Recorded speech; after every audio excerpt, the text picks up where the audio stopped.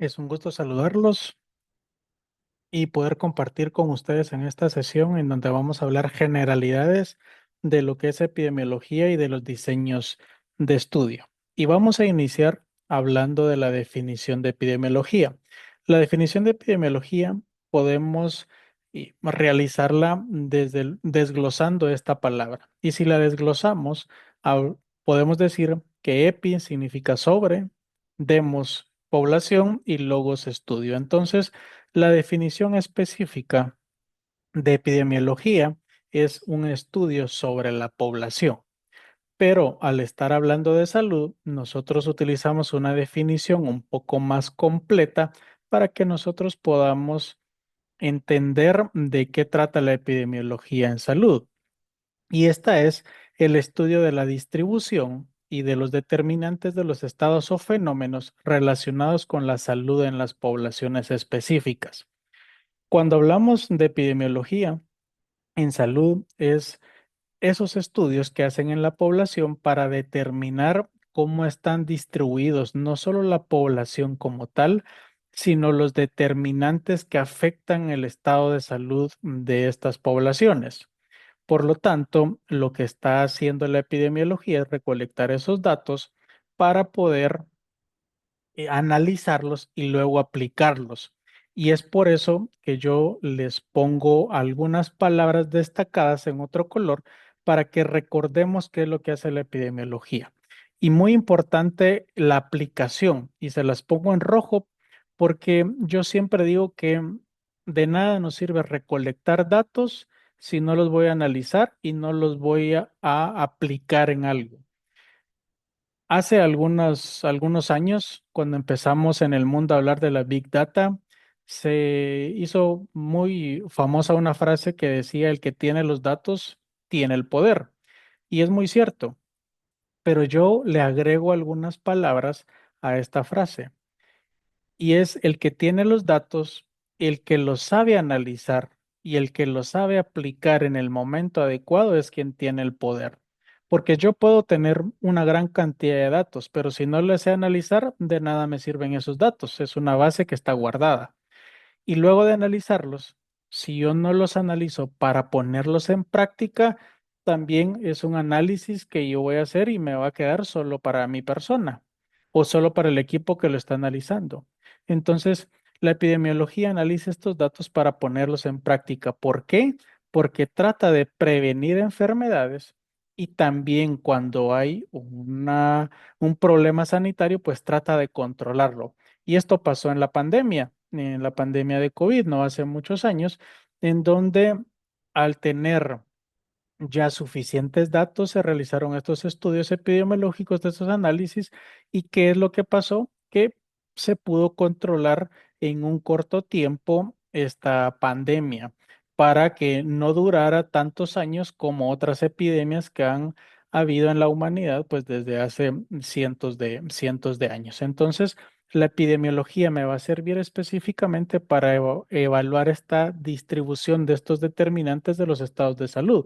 Y cuando hablamos de determinantes, solo quiero recordarles que el individuo tiene distintos determinantes que va a afectar su salud. En primer lugar, los determinantes individuales, los propios del individuo, que es toda la parte genética, todas las características individuales que tiene ese ser, ese individuo, pero también está afectado por un entorno y ese entorno también afecta en su salud. Y cuando hablamos del entorno y las determinantes sociales de estos individuos, estamos hablando de educación, acceso a la salud, acceso a alimentos, acceso a agua potable, etcétera. Todos estos determinantes van a afectar en alguna u otra forma a estos individuos y por lo tanto la epidemiología estudia todas estas determinantes y cómo van a afectar al individuo y como les mencionaba es específicamente para prevenir y controlar los problemas sanitarios. Cuando se hace un estudio epidemiológico o cuando se hacen distintos estudios, nosotros determinamos una población que vamos a estudiar y dentro de esa población nosotros determinamos una unidad de análisis. Cuando yo hablo de unidad de análisis, estoy hablando de la variable que a mí me va a dar el dato específico o el dato exacto que yo voy a analizar para llegar a mis conclusiones o para cumplir con mis objetivos. Entonces, cuando yo hablo de una unidad de análisis en un estudio epidemiológico o en la epidemiología, esta unidad de análisis es la población. La población es la que nosotros estamos evaluando y es la que nos va a dar el dato que nosotros queremos analizar en algún momento. Y aquí les hago una analogía, porque cuando hablamos de epidemiología, muchas veces nuestra idea es que la epidemiología se desarrolla únicamente en el área rural, en donde hay poblaciones muy grandes. Pero la epidemiología nosotros la podemos aplicar no solo en esas poblaciones del área rural, sino que en los hospitales, en nuestros centros de salud, e incluso en nuestras clínicas privadas en algún momento cuando ya se tienen, ¿verdad? Entonces, yo les hago una analogía aquí en donde, si ustedes ven en la parte superior, es la evaluación de un paciente. ¿Qué hacemos cuando llega un paciente con nosotros y va a consultar? Lo primero que hacemos es tomarle la historia, ¿verdad? Lo entrevistamos, le preguntamos cuál es el motivo de consulta, qué le está pasando, etcétera. Luego lo examinamos en base a esa historia, nosotros ya tenemos una idea de qué puede tener. Entonces hacemos un examen físico de esto. Ya teniendo la historia y el examen físico, pues casi tenemos el diagnóstico de qué es lo que de qué es lo que puede tener este paciente. En algún momento podemos hacer algunos laboratorios para poder confirmar nuestro diagnóstico. Y luego yo ya tengo el diagnóstico del paciente. ¿Para qué me va a servir ese diagnóstico? Para yo poderle dar un tratamiento. Ahora, si yo voy a una comunidad o a una población, ya sea en el hospital, en mi clínica o en el área rural, yo también puedo hacer una evaluación de esas poblaciones. Entonces, yo puedo empezar a hablar dentro de la comunidad, dentro de la población a la que yo quiero evaluar para conocer cuál es el problema para ellos. Luego de esto, yo puedo ir a las estadísticas para determinar algunos datos importantes que me pueden servir y puedo hacer algunas encuestas para yo obtener algunos otros datos que no haya obtenido en esos historiales. Por lo tanto, una vez ya tengo recolectada toda esta información, yo la analizo y ya tengo un diagnóstico de qué puede estar pasando en esa población que yo voy a estudiar. ¿Para qué? Para poner en práctica o para implementar un nuevo proyecto o para implementar un nuevo protocolo, etcétera. Y es aquí donde ustedes pueden ver que es muy parecido. Tenemos una epidemiología clínica. La epidemiología clínica también la van a evaluar mucho más en la parte hospitalaria, en la parte de las clínicas privadas, etcétera. Pero veamos y quitémonos ese pensamiento que cuando hablamos específicamente de epidemiología nos lleva al área rural. ¿Por qué? Porque la epidemiología la podemos aplicar en todas las áreas de salud. Entonces, si ustedes se dan cuenta, lleva una serie de pasos que siempre me va a llevar a un diagnóstico, pero lo más importante es que yo voy a utilizar esos datos para poder ponerlo en práctica, para poder aplicarlo y para poder en algún momento prevenir o controlar una situación, como nos dice la definición. Tenemos dos tipos de epidemiología, la epidemiología descriptiva y la analítica. Recuerden que estamos hablando generalidades. Vamos a ver las características de cada una de ellas.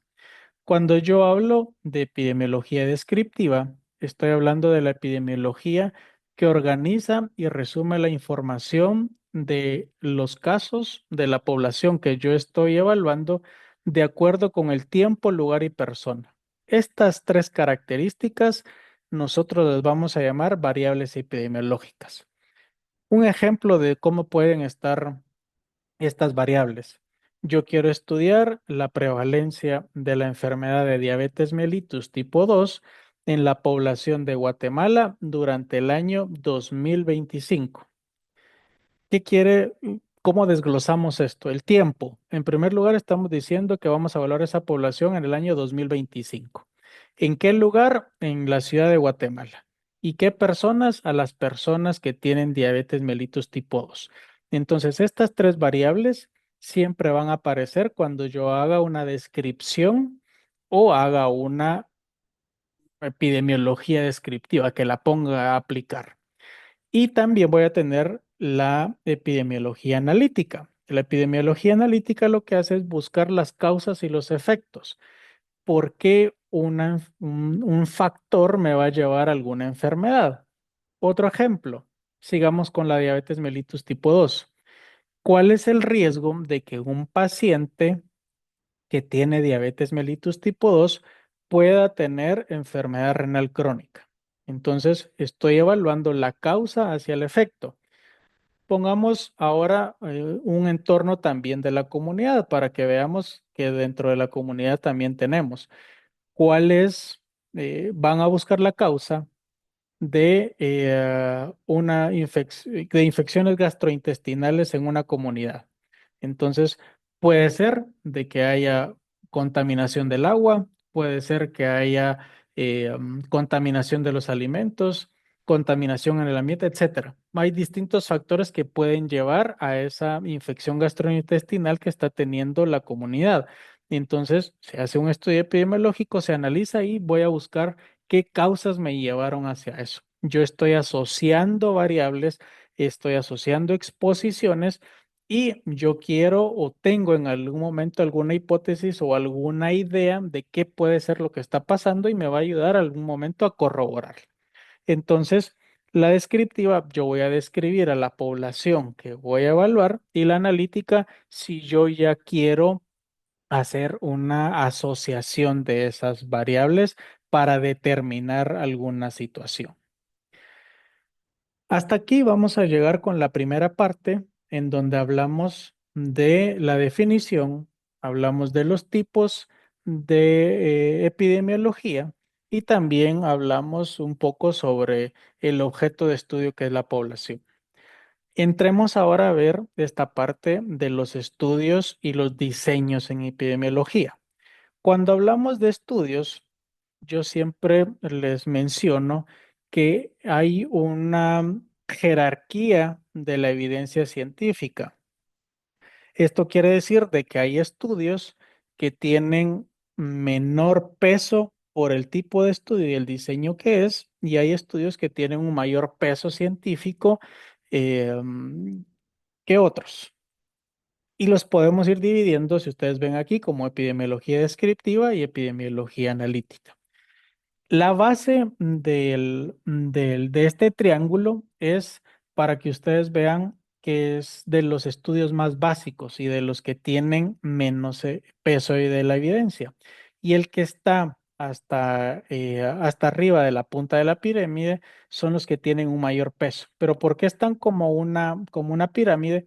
Porque generalmente los que están más abajo son los que más se publican y los que están hasta arriba son los que menos se publican o que tienen menor cantidad de estudios porque son un poco más complejos, más completos y por lo tanto tienen ciertas características que los hacen difíciles de realizar.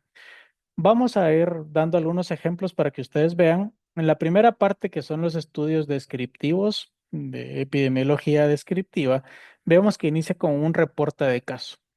Yo el ejemplo que les pongo es, bueno, una enfermedad que sea muy poco frecuente y aparece un caso.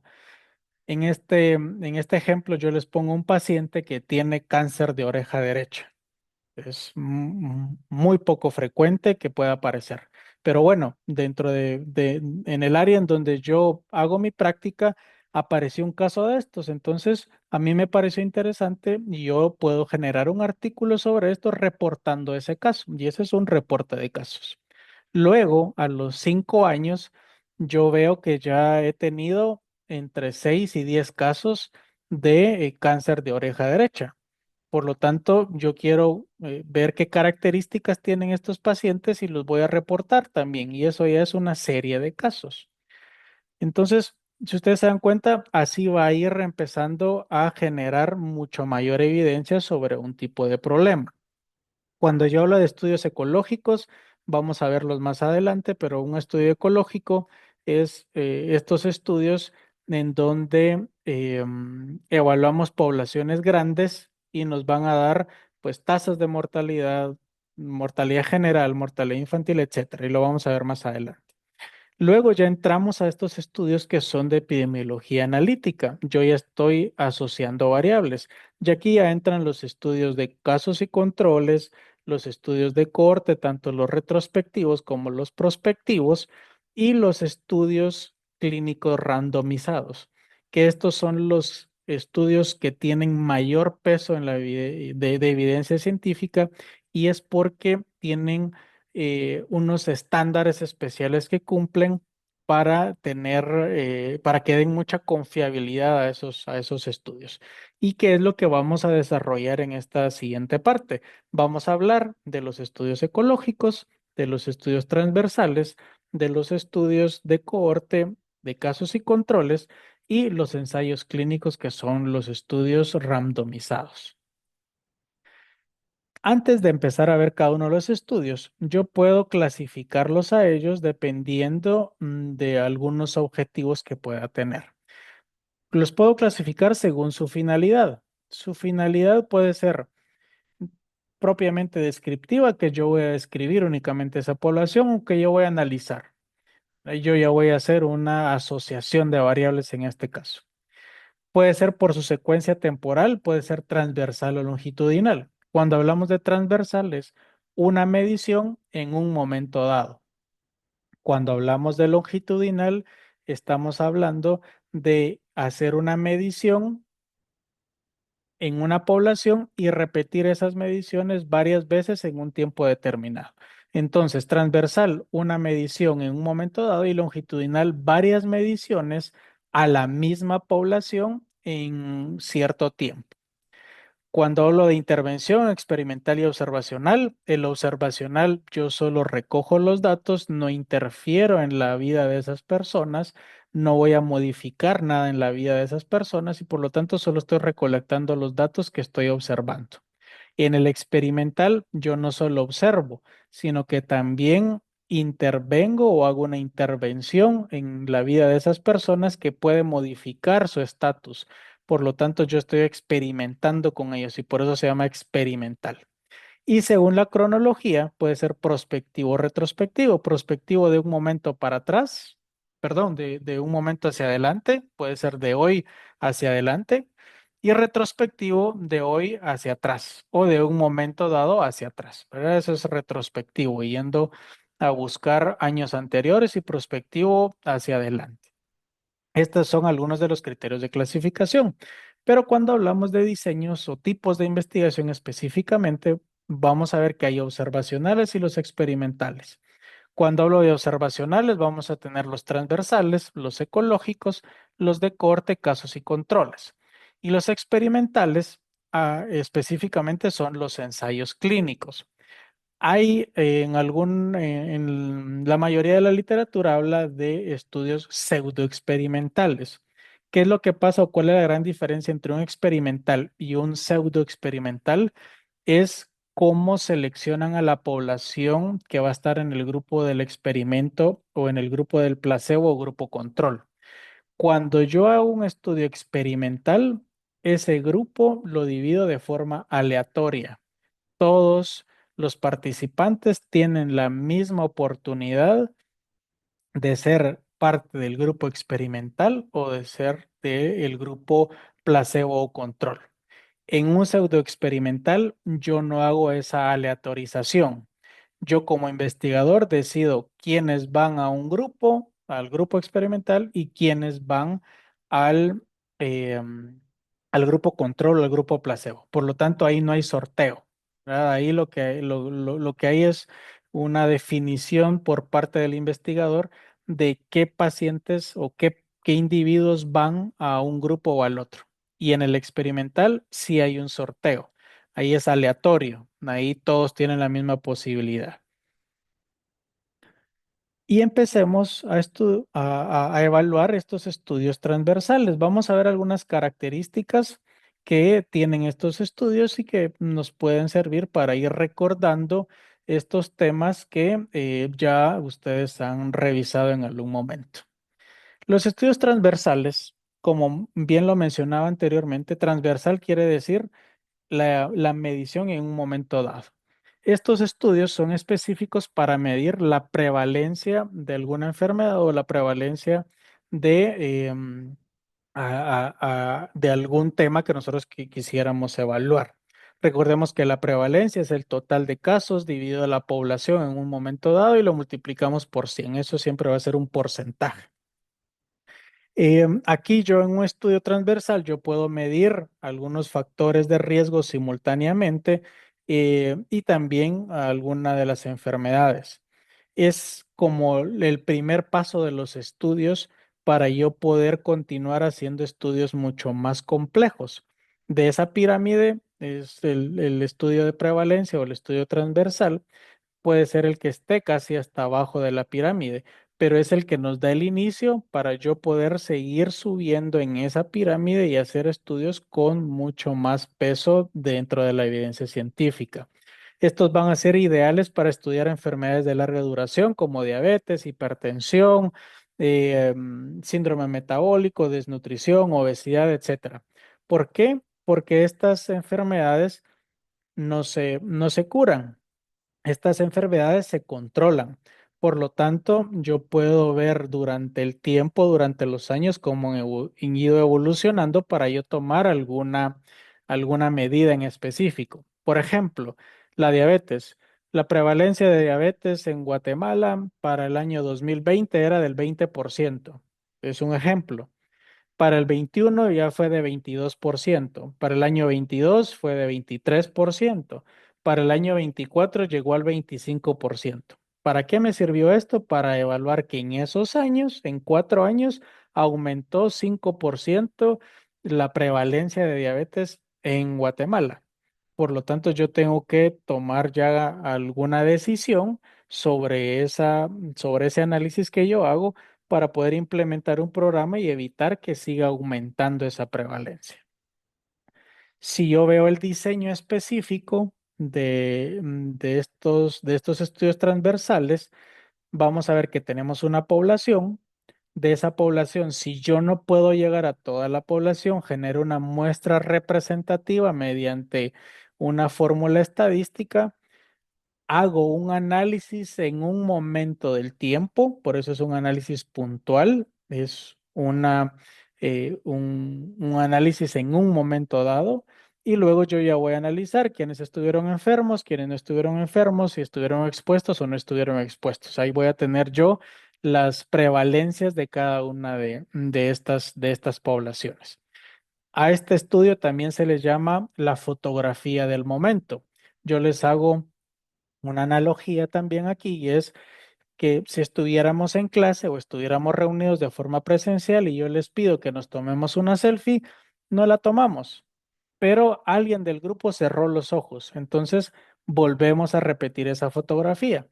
La vuelvo a repetir y ya esta persona pues abrió los ojos, pero el resto de los individuos que estamos reunidos y ya no tiene tampoco la misma sonrisa, ya no tiene la misma posición, etcétera, ya cambió, ¿verdad? Entonces, por eso es de que es una fotografía de un momento. Yo voy a tomar los datos del año 2025 de diabetes. Yo quiero saber la prevalencia del 2025. No va a ser la misma que el 2026. Ya tú probablemente va a haber cambiado y no va a ser la misma del año 98, ¿verdad? Entonces, esa es una medición transversal en un momento dado. Luego pasamos a los estudios ecológicos. Los estudios ecológicos, como les mencionaba anteriormente, nos sirven cuando nosotros recolectamos datos que ya han sido tomados por alguien más. Aquí van a hacer, son estudios de poblaciones completas de algunas regiones. Nos sirven también para hacer algunas ciertas mediciones como las de prevalencia en algún momento de incidencia pero específicamente nos sirven para tasas como las de mortalidad y morbilidad que yo les había mencionado. Mortalidad materna, mortalidad general, mortalidad por alguna causa en específico. De morbilidad, yo quiero saber cuál es la enfermedad más prevalente en el país, ¿verdad? Entonces, Para eso nos sirven los estudios ecológicos. Pero ¿de dónde yo voy a recolectar esos datos? Generalmente en Guatemala, quien tiene la responsabilidad de recolectar los datos a nivel nacional es el Ministerio de Salud, mediante su programa de epidemiología y el programa de recolección de estos datos, que en algún momento ustedes pueden ver que son las famosas hojas que tienen en los centros de salud, en los hospitales, etcétera, que se llaman SIGSA. Ahí reportan todos los pacientes que llegan, toda la población que se ha evaluado, los diagnósticos, el tratamiento, etcétera. Esto se recolecta, se lleva a una base de datos al Ministerio de Salud y nosotros podemos ingresar a las páginas del ministerio para descargar esos datos. Entonces, ellos ya tomaron los datos, no los estamos tomando nosotros. Ellos ya lo tomaron, por lo tanto, nosotros qué vamos a hacer únicamente analizarlos. También le llamamos a estos estudios estudios exploratorios porque vamos nosotros a explorar esa base de datos, a ver qué podemos obtener con esa base de datos. Ustedes obtienen la base de datos y pueden hacer distintas mediciones. Y muchas veces estamos relacionando áreas geográficas con ciertas enfermedades. Hace algunos años se sabía que el dengue, por ejemplo, es mucho más prevalente en el área de la costa sur o donde hay calor. Hoy esa variable de la región ha variado un poco y es ahí en donde entran los estudios epidemiológicos para determinar por qué ya no es una enfermedad prevalente únicamente de las zonas de calor, sino que ahora también ya tenemos muchos más casos en otras zonas que son de una temperatura pues más templada. Estos estudios no tienen un diseño específico, sino que se utilizan mucho más técnicas para yo poder realizar un estudio. Yo puedo ser exploratorio, puedo hacer unas series de tiempo, puedo hacer, a reunir grupos para evaluarlos a ellos, puedo hacer triangulaciones, etcétera. No es un diseño específico el que tenga, simplemente tenemos que saber que tomamos los datos y dependiendo del objetivo que yo tenga, así voy a utilizar la técnica para yo poder determinar o asociar estos datos que estoy recolectando. Ahora, hablando de otro estudio, aquí ya entra un poco más estos estudios que son mucho más analíticos y vamos a empezar hablando del estudio de cohorte. Así como el estudio del transversal, su objetivo o una de las mediciones principales es la prevalencia, el estudio de cohorte me va a servir específicamente para medir incidencia. Recordemos que la incidencia son los casos nuevos dentro de una población expuesta en un determinado tiempo. Con estos estudios nosotros podemos medir cuántos casos nuevos van apareciendo de poblaciones que han sido expuestas a algún factor que los pudo llevar a esa enfermedad. Y como yo lo sigo en el tiempo, yo puedo ver cómo van evolucionando esos pacientes. Puedo ver qué características van teniendo. Un ejemplo mm, que yo les puedo dar para que lo comprendamos es, por ejemplo, la infección por COVID.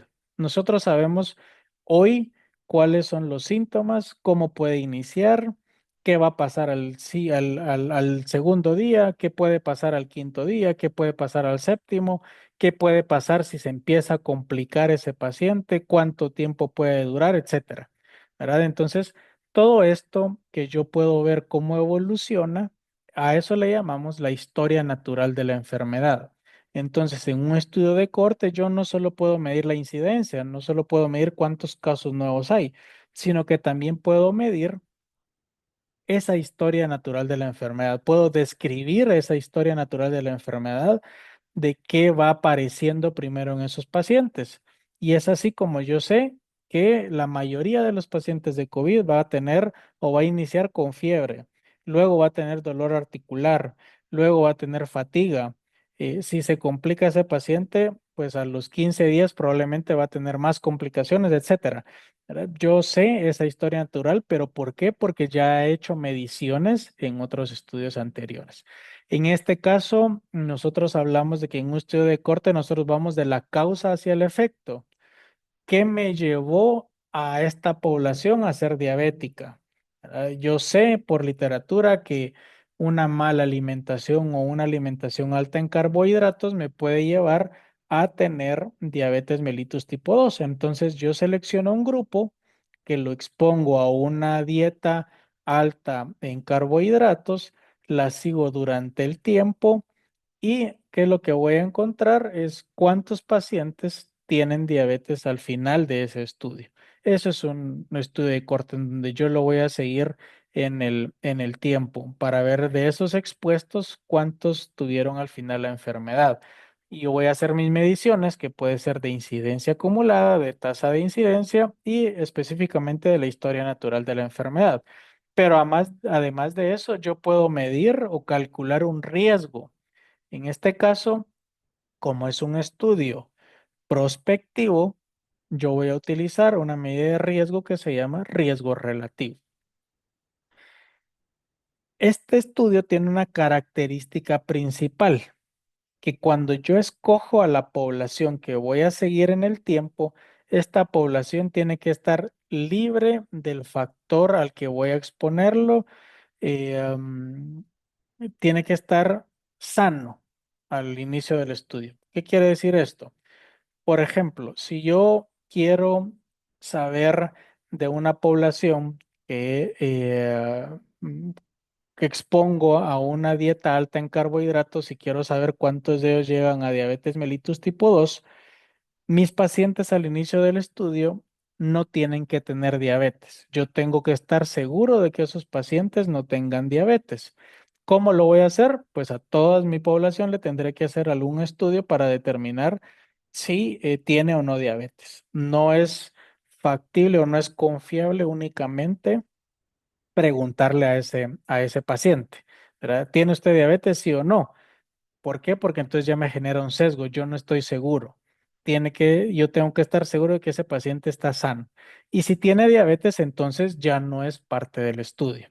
Pero esta es una característica principal del estudio. Y aquí ustedes tienen el diseño. Iniciamos con la población y como les mencionaba, la parte más importante es de que la población no tiene que tener el daño que yo estoy buscando. Luego yo los voy a dividir en expuestos y no expuestos. Yo expuse a una parte de esta población a una dieta alta en carbohidratos y la otra siguió con la dieta balanceada. Luego lo sigo en el tiempo, yo puedo ver qué síntomas van teniendo, voy recolectando esa sintomatología y ahí tengo ya la historia natural de la enfermedad. Para que al final de mi estudio yo voy a tener pacientes que estuvieron expuestos y que resultaron enfermos, pacientes expuestos a la dieta alta en carbohidratos y que terminaron con un diagnóstico de diabetes mellitus. Pero puede ser que algunos de los expuestos no tengan diabetes.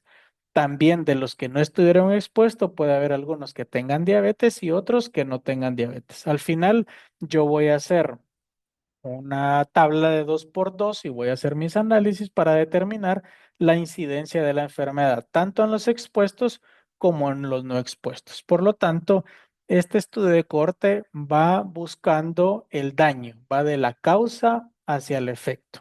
Y esta es la tabla de 2 por 2 que les menciono que tenemos que realizar al final de un estudio de cohorte para que nosotros podamos realizar el análisis de incidencia no solo de la enfermedad, sino que de la incidencia de los pacientes que estuvieron expuestos y de los que no estuvieron expuestos. Yo voy a tener expuestos con la enfermedad y expuestos sin la enfermedad. Voy a tener no expuestos con la enfermedad y no expuestos sin la enfermedad. Luego yo hago mis análisis y ya determino las distintas incidencias. Pasamos ahora al estudio de casos y controles. Ya vimos que el estudio transversal mide prevalencia, el estudio de cohorte mide incidencia y la historia natural de la enfermedad, y el estudio de casos y controles me va a servir específicamente para determinar factores de riesgo. En este caso, yo voy a determinar a los pacientes que ya tienen una enfermedad, qué factores de riesgo pudieron haberlos llevado a tener esa enfermedad. Este es un estudio retrospectivo en donde yo ya voy a tener una gran cantidad o una cantidad de pacientes con una enfermedad y yo me voy a ir atrás en el tiempo buscando los antecedentes, qué factores tienen en común estos pacientes y que pudieron en algún momento llevarlos a enfermar. Y así yo determino si es un factor de riesgo o no. Y esto lo vamos a ver mucho más, lo van a comprender mucho más con el diseño del estudio. Este me sirve mucho para enfermedades que son poco frecuentes. Hablábamos al inicio de los pacientes con cáncer de oreja derecha.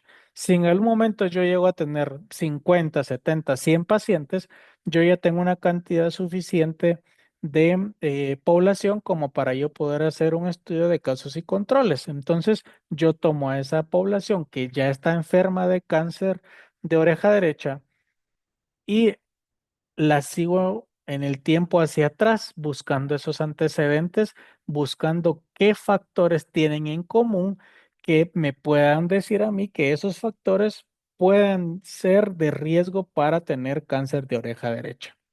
Entonces, aquí va a ser muy importante utilizar estos estudios en esos casos o en esos diagnósticos que son de poca frecuencia.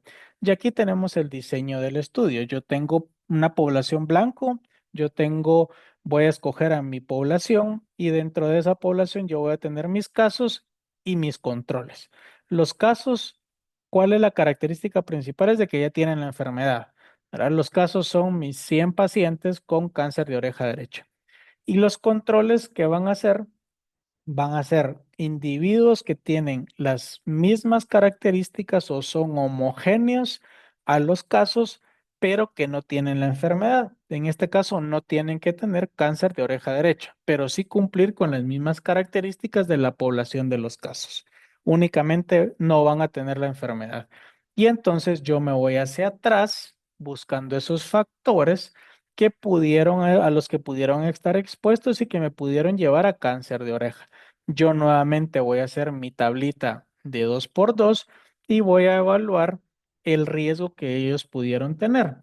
Y cuando yo hablo de evaluar estos, si estos factores son de riesgo o no, yo lo que voy a hacer es utilizar una medida que se llama odds ratio o razón de momios. ¿Y esto para qué? Para determinar si estos factores a los que estuvieron expuestos fueron de riesgo y que los llevaron a tener, en este caso, el cáncer de oreja. Para eso me va a servir entonces un estudio de casos y controles. Y finalmente, para ir terminando, vamos a evaluar los ensayos clínicos. Aquí el ensayo clínico ya es un estudio experimental.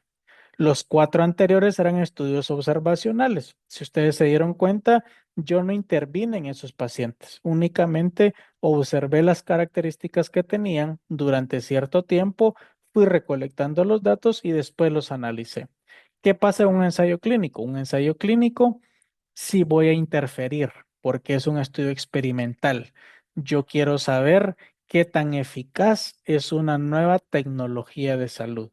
Cuando hablo de tecnologías de salud, estoy hablando de un nuevo medicamento, un nuevo procedimiento quirúrgico, un nuevo programa para apoyar la desnutrición, un nuevo protocolo para tratar la diabetes mellitus, etcétera.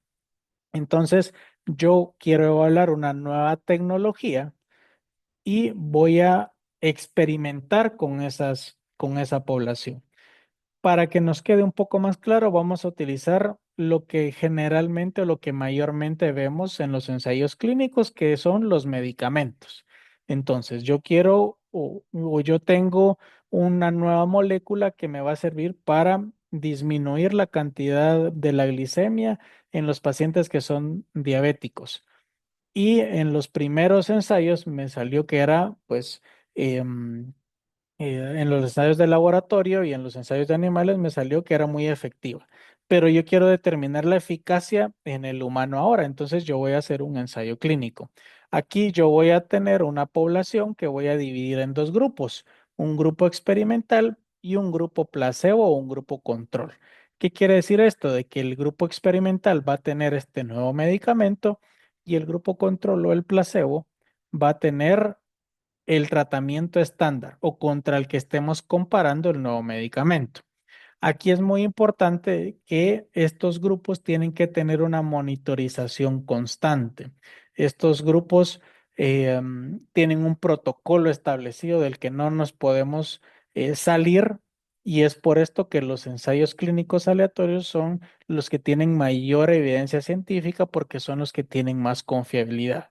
Pero ojo que cuando yo hago un ensayo clínico, como voy a experimentar con la población, tengo que tener ciertas consideraciones especiales. Primero, la justificación y la ética. La justificación, ¿por qué yo voy a dar un medicamento o por qué quiero experimentar en esa población? ¿Verdad? Yo determiné de que esta población, por ejemplo, la diabetes, es una enfermedad que está aumentando durante los años. Hay una mayor prevalencia en cada vez más y hay medicamentos que lo controlan poco, que no se ha determinado un control al 100% de estos pacientes. Por lo tanto, yo tengo esta nueva molécula que experimentándola he visto que tiene un mayor control de la glicemia de los pacientes.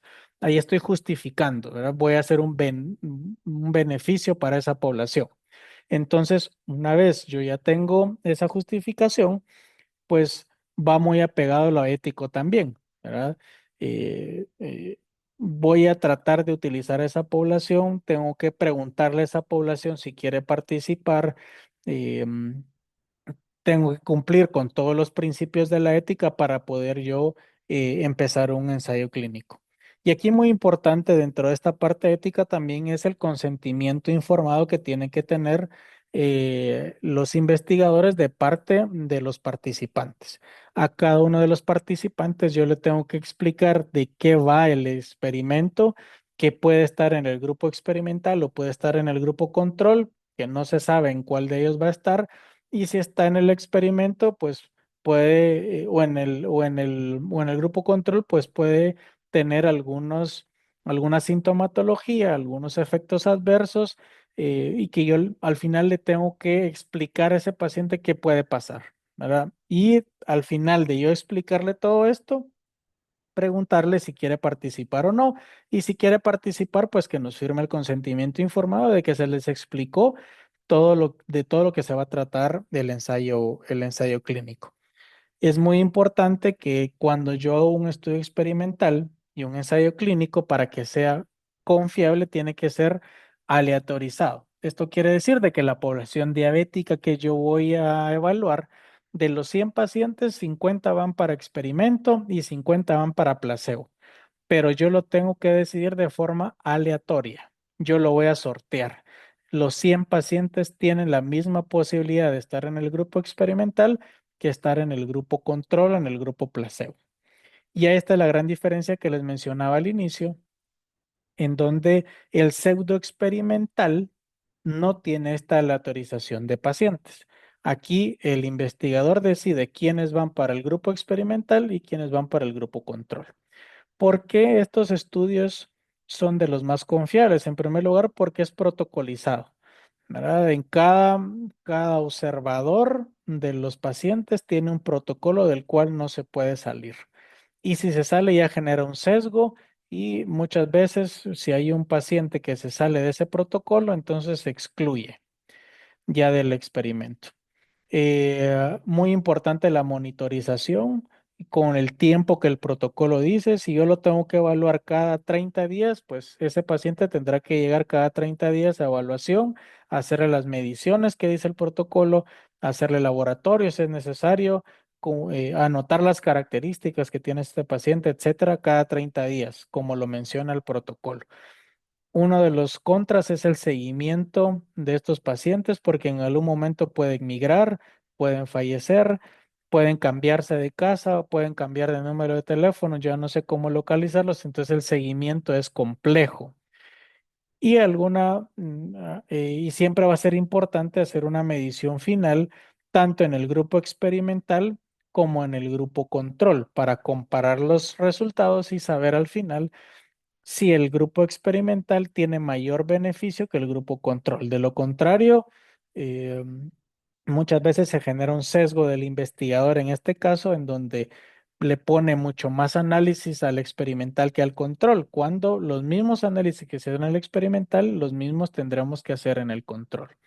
Y finalizando entonces, hay una técnica específica que se utilizan dentro de estos ensayos clínicos para generar mucho más confiabilidad y mucho más peso dentro de la evidencia científica. Y esta es la técnica de enmascaramiento.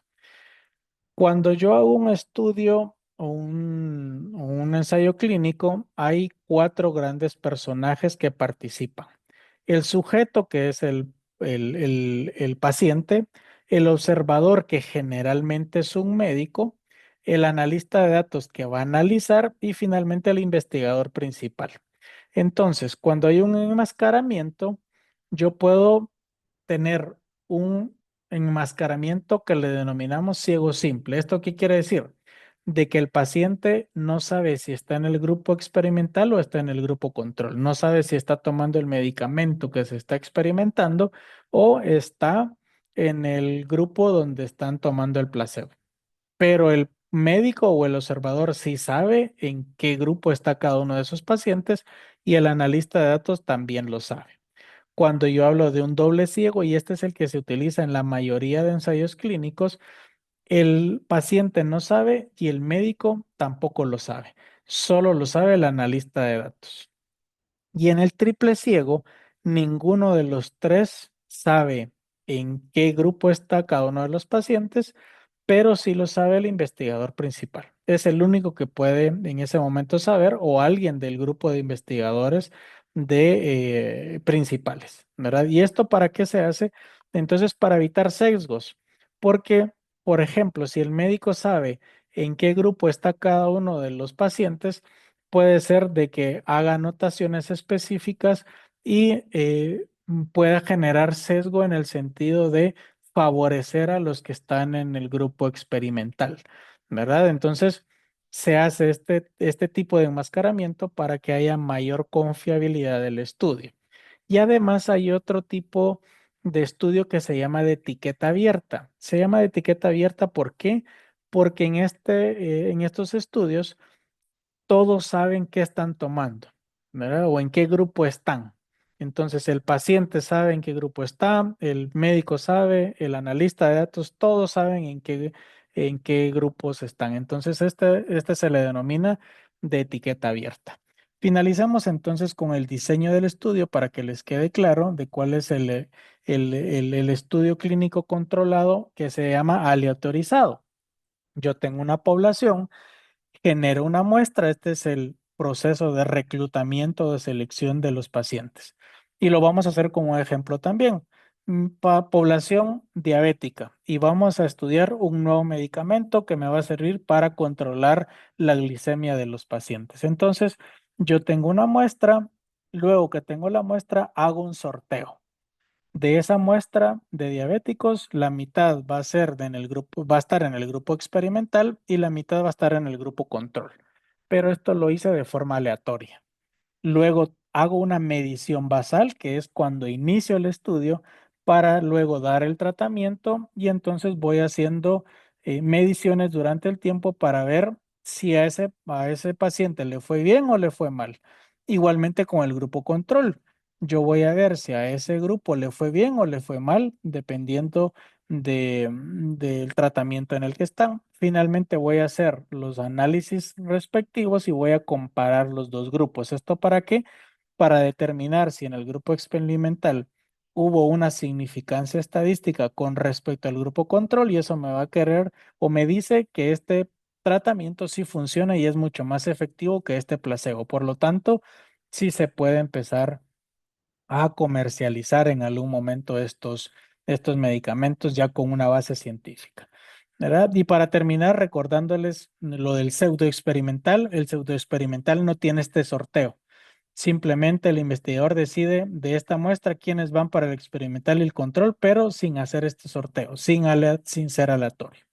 Es así entonces como llegamos al final de esta sesión, en donde hablamos de la epidemiología, cuál era su definición, cómo estudia la distribución de los factores o los determinantes sociales de la salud y cómo puede analizar esos datos para ponerlos en práctica y prevenir algunas enfermedades o controlar algunas enfermedades en algún momento.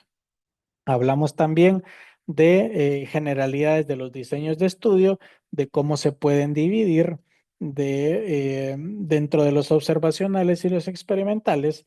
Hablamos de que los observacionales van a ser cuatro principalmente, que son el estudio transversal, el de caso, el estudio ecológico, de cohorte, casos y controles, y el experimental, que es el ensayo clínico.